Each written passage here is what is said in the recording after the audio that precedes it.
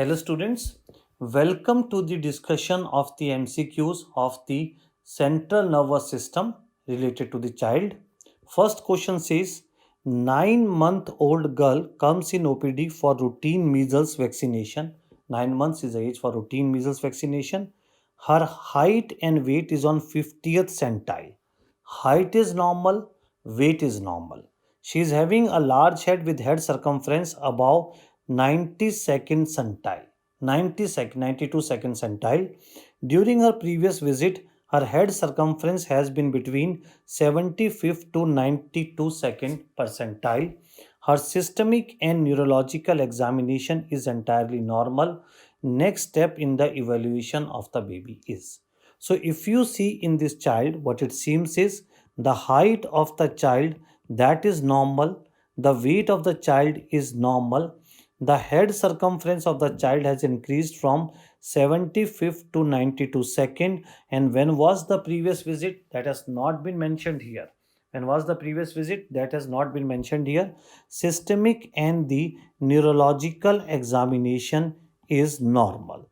Systemic and the neurological examination is entirely normal, and they are asking the next step in the evaluation of the baby is.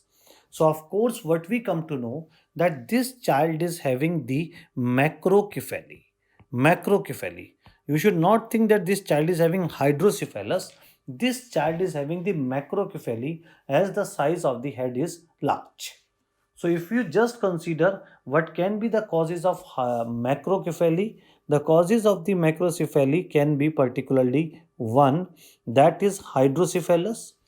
There can be Magellan encephaly, subdural fluid collection, abnormal skull growth, achondroplasia, and familial macrocephaly. Right? Hydrocephalus, Magellancephaly, subdural fluid collection, abnormal skull growth, and familial macrocephaly. Right? So, what it means to say is here is if I go to the question here, we have given child systemic and neurological examination is normal. So, if I say MRI brain, EEG, both does not carry any significance unless until something should be there, right? Then no intervention required, but one can be familial macrocephaly. So if there is familial macrocephaly, what there is one possibility. So what I should do is I should measure the head size of the parents and siblings. Instead of saying no intervention required, I should measure the head size of the parents and sibling, and then in the next visit I should follow the what is the rate of growth of the head circumference. If the head circumference is growing at an accelerated pace, then I should start thinking of the pathology, right? So this is basically you should measure the first step should be to measure the head size of parents and siblings to rule out the familial macrocephaly. So right answer here is the choice number B. Question number 2, an otherwise healthy 1 year old girl has had several episodes in which she becomes cyanotic and loses consciousness after crying. Right? She is brought to the office 1 hour after an episode. After 1 hour, she is alert, takes a few steps, says mama to her mother. 1 year child can very well say mama to her mother, right? The physical examination findings are normal. Of the following, the most appropriate next step in the evaluation is to. So, if you look at the question, basically, the child is becoming cyanotic after crying. So, this is most likely a breath holding spell. This is most likely a breath holding spell which is of cyanotic type, and this is seen after crying.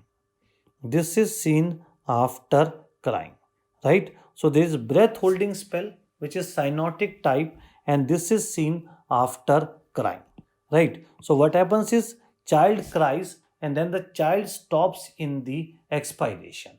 Clear? And when the child stops in the expiration, what the parent says, it was seeming that the child was crying but no sound was coming because air was not moving. Clear? So this is typically a history of the breath holding spell, and in the breath holding spell there is no post-ictal confusion. There is no post-ictal confusion. Therefore, the child we have written here is the child is alert and the child is playful, right? And in this case particularly, do we need to do admit? No, at all. no CT scan, EG will be normal. Only you need to reassure the parents that this is something normal and you should not reinforce. Reinforcement should not be done.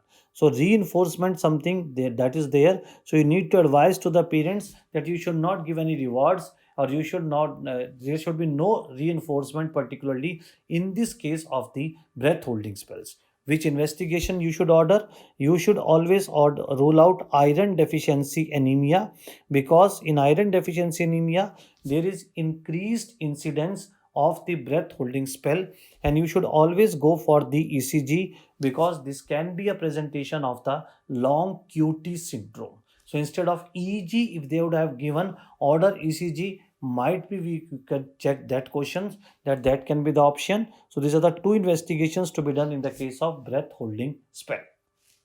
Question number 3. A 3-year-old boy has difficulty in climbing stairs. He always needs to hold on to the railings or to have a supporting hand.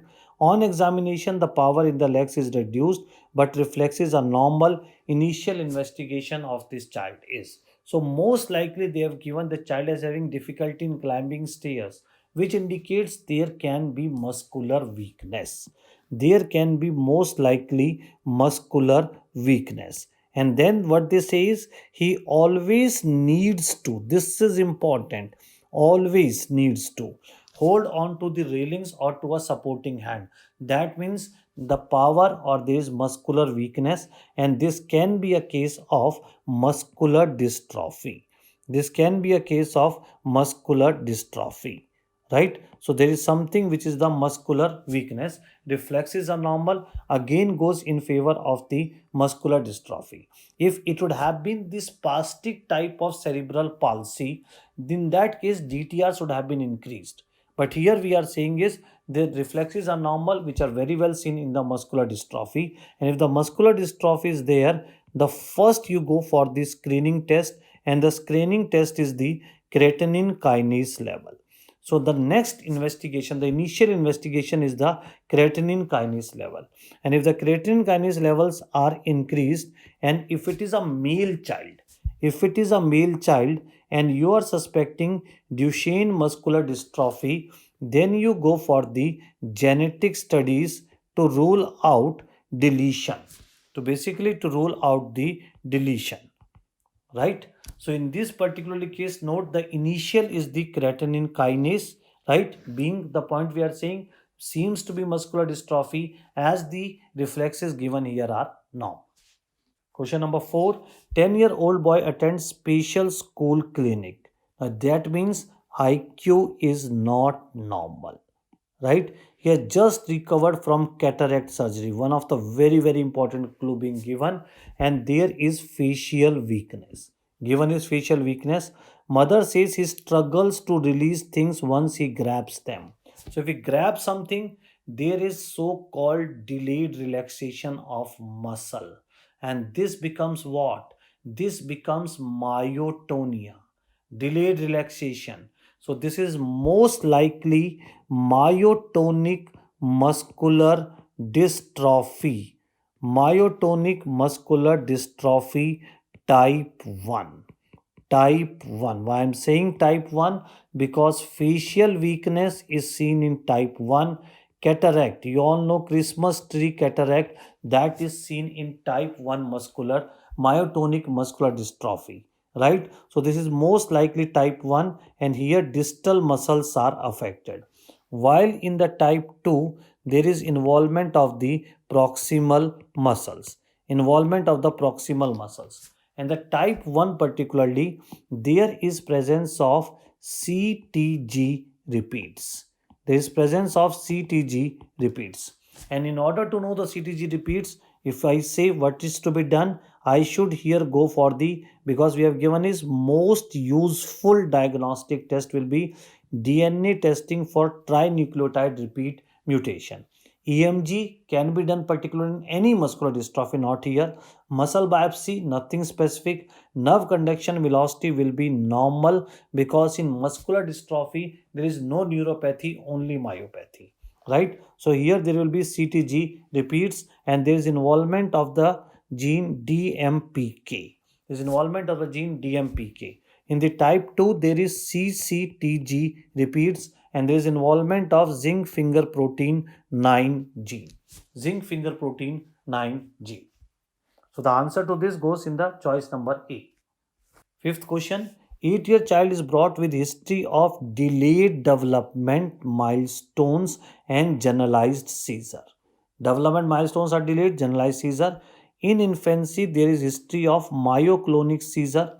Facial appearance is shown. Most likely diagnosis is. Now, whenever you get such question, you start thinking this can be tuberous sclerosis, Sturge-Weber syndrome, von Hippel-Lindau syndrome, because all of them, they can have got this appearance. Just if we leave the facial appearance, there can be delayed development milestones and generalized seizure. Why not juvenile dermatomyositis? That is not the age of presentation ideally. And in the juvenile dermatomyositis, ideally you get a heliotrope rash, right? So this is not something which they have shown is the heliotrope rash. So that means this rules out this. In the case of the Sturge-Weber syndrome, you know there is presence of the port wine stain. Port wine stain, and port wine stain is not this is, so this rules out the port wine stain. In the case of VHL, there is basically there is no particular skin manifestation as such, so this rules out this, and this is the so-called forehead plaque which are seen in the tuberous sclerosis, right? And this forehead plaque, they are always and always unilateral, right? So just to summarize, what are the major manifestations which are seen in the tuberous sclerosis? There is cortical dysplasia, there is subependymal nodules, there is subependymal giant cell astrocytoma, right, which can obstruct the foramen of Monro, and which can lead to the hydrocephalus, right? Then there can be facial angiofibromas which are mainly present in a butterfly like distribution, or forehead plaques, but these forehead plaques are always unilateral. Then there is Sjagren patch, which is the orange peel like consistency present in the lumbosacral region. There is the periungual fibromas, which are also called as the Conan's tumors, and at least they should be more than or equal to 2. Then also there is hypomelanotic macules, which you call as ash leaf macules, which should be more than or equal to 3. There is cardiac rhabdomyomas, renal angiomyolipomas, pulmonary lymphangioliomyomatosis, and these are only seen in the females, and the drugs against this, you need to remember sirolimus and the rapamycin.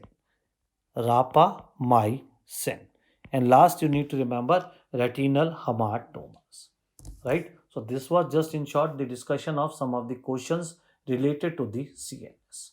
Thanks.